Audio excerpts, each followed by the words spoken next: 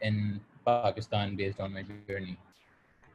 So first question, is design complicated?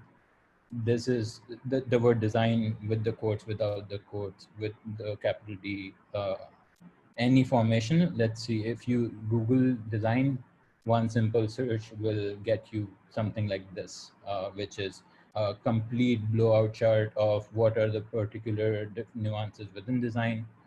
We've probably seen visual design and user experience overarching everything else, but at the same time, there are just a lot of variants within it, and you can have 10 different people with 10 different strong opinions fight it out and die. And then we have simpler versions of it where we've heard about the designer unicorn, where we see that there is visual design at the top, but it's just the tip of the iceberg, and you have other things like usability, information architecture, and research content, etc. Then you have more technical definitions. So this, I think this is either from an IBM study or a McKinsey study, where they've basically broken this design into three sort of eras, where they call classical design as the past or the traditional way of doing things, heavily influenced by the Industrial Revolution. Then you have the modern day design thinking, which focuses on innovation and working to solve actual real world problems. Then in terms of the future, we're talking about computational design, where we're really talking about how do you build for the next billion of users and figure out how to go from one to many. And it's not literally about the face of it anymore.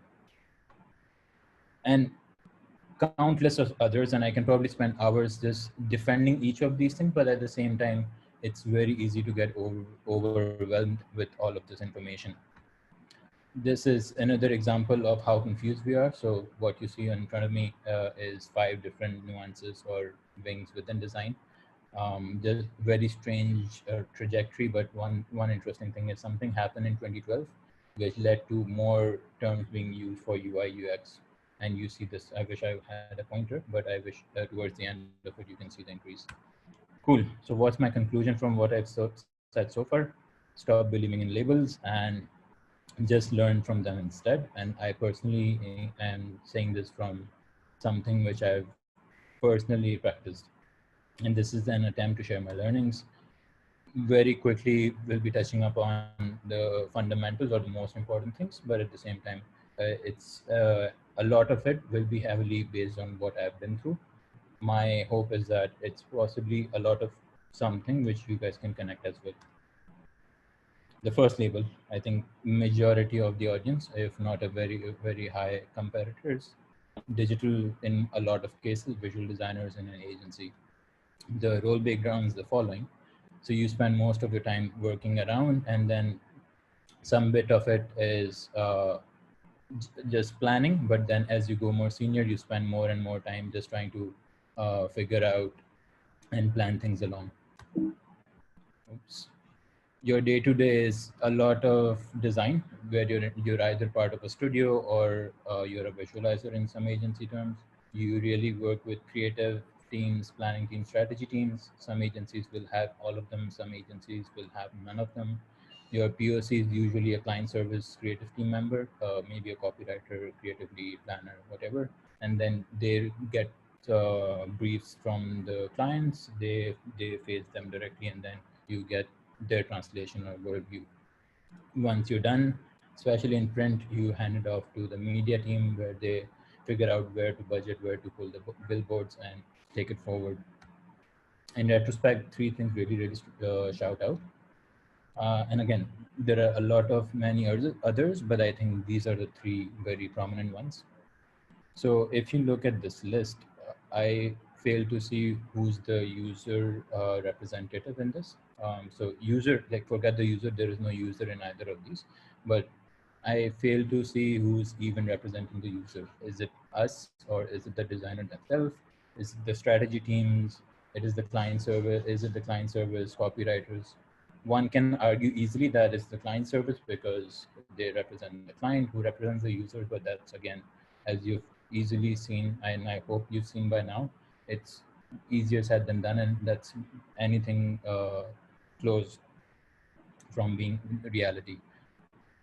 So leads to limited user validation, and as a result leads to limited iteration. I've yet to see an ad agency or any creative agency who does marketing communication, say a pilot with 10 or 100 users, figure out, oh, okay, we tested this with 10, 15 actual consumers. They give us this feedback, we iterated, and then we had the final print result.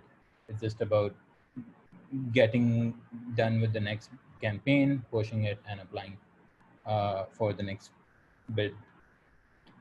And again, it's a make and break sort of a communication. And primarily, how do you prioritize within multiple clients? I personally face this a lot. It's usually done by seniors when you're junior, and I was on the junior side of things, but it's very difficult to have this challenge. Coming to the useful stuff, if you could relate from all of this, try these things out before you blame yourself or start feeling down. Learn from the best creative agencies of the world. A lot of teams have figured this out, have figured out the ideal agency model with happy people both in and out of the organization. See what are the best practices, see if you can bring them to your teams. Test. I can't emphasize this enough. This is something which I learned very late. Test each and everything, very raw, very dirty, doesn't matter. Try things out with your parents, siblings, friends, etc., depending on your audience. Now, proceeding with caution, build a great relationship with the client. If you can do that, tell them that they're wrong and they need to also use a test and learn from end users. Even proceed with caution. And this is one of the best advice which was given to me. If you're feeling down, if you have tangible proof that this isn't the right place for you, you should switch and you should look for better places to work. Cool. Label two, being mindful of the time. So agencies, but as an UI UX designer, working with multiple clients, the role breakdown is pretty similar, but then you're spending a lot of time iterating as well. So it's slightly more user focused over here. As you get towards more seniority, you spend a lot of time with meetings and planning. And by the way, when I say planning, I also refer to a lot of service design work. In business terms, it's also in a lot of different teams. And again, it's not necessary, but a lot of service design work is considered planning and long-term strategies as well. Relatively better in some ways, but what's missing? Let's see. So you're generally working with engineering and product teams. You get a project brief from the client. You have the general software development lifecycle. You sign off to the design from the client. They hand it over to dev. You collaborate and basically talk it out till you get this done, and this reaches the finish line. But where's the impact? And this is something which I've, again, another reflection which I found out pretty late, and that is, where's the impact in all of these things? Is your role to design or is it to solve problems? And we do push the product to the finish line, but did it solve the problem? And that is one question which we as designers, or anyone for that matter should ask at all points. So delivery focus versus impact focus, which has been an observation. You have limited ownership. How do you even iterate for multiple clients? And then if you're in an agency as a UI UX designer, literally try these things out, learn experience metrics. I think there were a couple of talks earlier in the day who mentioned it. Sapa mentioned PMF. Try to understand the business side of things. Literally deep dive, indulge yourself into how the business operates. Whoever you're designing for, sit with the sales guys. There are a lot of talks which emphasize this. Figure this out. Have a partner mindset and not a client mindset. And by the way, we've had a lot of fraternity conversation where this is something which is disputed, and would love to break it down sometime later. Finally, getting to the product designer in the tech company label. And by the way, when I say product designer, for the purpose of this talk, it might as well be either of these. It doesn't matter. What I'm trying to say is anyone who is a user stakeholder who owns the usability of a solution. And Suleiman mentioned in his intro in the morning, this, and again, this is a slide taken from that. We ideally, these are roles which are infused in teams. So my day-to-day team, our domain teams, we work within engineering, we have designers, product, and engineers in the same room, along with business stakeholders as well. And the role breakdown's pretty similar. I think there's more collaboration piece in terms of communication with other teams as you junior, but then as you go senior, it's pretty similar in terms of the day split. And I hope one reflection from all the three labels is that the more senior you get, the more occupied you will be in meetings. And the picture on the right is just me with our care tech team, where we were experimenting with this experience programming session where everyone's working towards building very small feature improvements to literally push to the store within a matter of 1.5 hour or 2 hours at max. But the idea is that we do this every week on Fridays towards the second half of the day to get actual user value out within a very short amount of time. And this is basically what collab should look like ideally.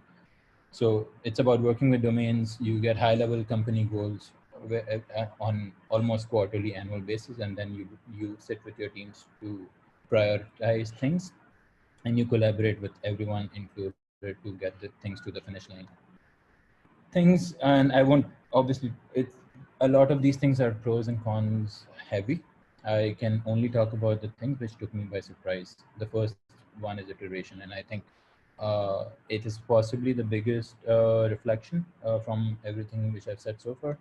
So how I'm pretty sure a lot of people didn't know that Careem never had an app, and they started with a web page. This basically filled a form in a Google sheet in the background, and people actually were in the back behind the scenes calling customers and captains, hey, would you like to go to the airport at 4 a.m. in the night? We have a captain, and vice versa. So this is what the first version of Careem looked like on the left. I'm pretty sure it's not the first version. It's, let's say, one of the earlier versions of Careem. And then what you see on the right is an improved version, hopefully. And then this is the verify screen, the beloved, where you enter the promo codes and the discounts. The one on the left is where we started. The one on the right is where we're currently at. And I think there are a couple of experiments which are also breaking this barrier, and we're improving as we go. This is where you dispute for your rights and you check your trip receipts.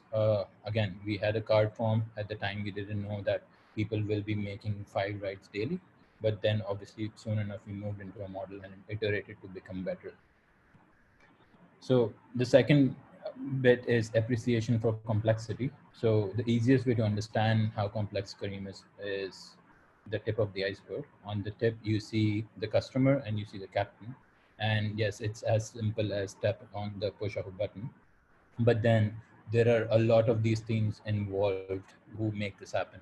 So from a day-to-day perspective, you see ETAs. The quicker ETAs is the marketplace team. There is a dedicated team of people who make sure this is the lowest possible. There is intelligence and data behind everything. There are a lot of experimentation to make sure the experience is the best possible thing, which Careem can provide to that customer. Then, of course, there are a lot of firefighting which is happening because we are a operations heavy business. Then there are a lot of support and tech functions, which of course each of these are like, they look like labels right now, but they're actual people who are full time employed to make sure that the experience is better, and it's not just the designer making this happen. So appreciation for complexity is the other upcoming. And finally, design documentation is another reflection. Special shout out to everyone who signed up for the workshop. And again, in front of the audience, I'd also like to say that based on the overwhelming response, and again, I'm sorry for anyone who hasn't been able to get shortlisted, I'll post separately for another workshop on UXDP. And I'm saying this live so that I can hold myself accountable for this later. So what is documentation? So this is just an example of one doc which I've done for the ride history. So the whole idea is that you spend time documenting progress of what you do while you work. So the idea was that we were revamping our section for the ride receipts, and you see that there is a complete thorough documentation of each and every screen, each and every variant. We have versions where you include numbers, metrics, and a lot of other details go into it. Being mindful of time. Again, this is just a snippet of what those who are attending tomorrow will be missing, who won't be missing, to be honest. Caveats, a lot of the fancy stuff, but this is something which you also need to get used to if you're this role. There is a lot of monotony because you a lot of what you do may not see the light of the day for quite a long time. This can be years, this can be quarters in a lot of cases. It can get demanding because generally it's a generalist versus a specialist approach. Teams are small, you will have to change a lot of roles based on the team dynamics and the need at the time. So I've written code in some point, and by the way, when I say code, I say HTML. I won't like flatter anyone, but this is HTML, but it was the need of the moment. I literally project managed a couple of projects because, and there was absolutely no need, no design requirement, but it was the need of the moment. And obviously, we've used it as to design things, and you make compromises at scale. A lot of the time, it's not about getting that pixel perfect, but getting it to the user so you have that impact. Further probes to question your labels. You literally, and again, this GIF represents it pretty well. You have to juggle between your own priorities. You can learn data analysis, you can defend and debate, you can learn facilitation, but eventually, all of these is something which you should question. These are some things which you can literally learn. Start today. You should get your hands dirty, ask questions, have a bias for everything, test everything, question everything. Again, I hope you see a trend in my things. Be curious, keep on learning. um, and literally business, like I'm very glad that a lot of the themes from the conversation today have been to learn and to collaborate with other stakeholders, and I will highly just compliment their voice and their opinion as well. Make progress one stepping stone at a time and reach out. Like, I can't emphasize this enough. It's very easy to reach out to people on the internet. I've made amazing friends and fraternity members, and thankfully Pakistan is evolving. And these are just three platforms: UXPP Design Foundation, but there are a lot of other platforms and silos at the moment, but we need to come together as a collective and get things done. Thank you. And I think I've went over, but let me know, Suleiman, if we can take questions. So just to repeat the question for everyone, the question is, I saw you took a few courses online. How was that? And how did you did that shape your design? So I think it's also mentioned in the bio. So I've taken the Interaction Design Specialisation in 2017, which was offered at Coursera. It was like sponsor driven, but the idea is that it did really support me in terms of giving you visibility of what is the possibilities of what an interaction design needs to learn, or at least give you these intro stepping stones of where you need to start off with. Eventually, nothing itself is sufficient if it's not applied. So thankfully, I still am in a position where anything which I am learning, I prioritize to also apply it as we go. So that's, I think, the key. Coursera courses are amazing, provided that you take them seriously and then you put it to use ASAP. And I think this is something which this step is something which we as a community miss. We have a lot of courses, a lot of fancy workshops, but unfortunately we don't take it to application in our day to day. And I think that is something which needs to be addressed.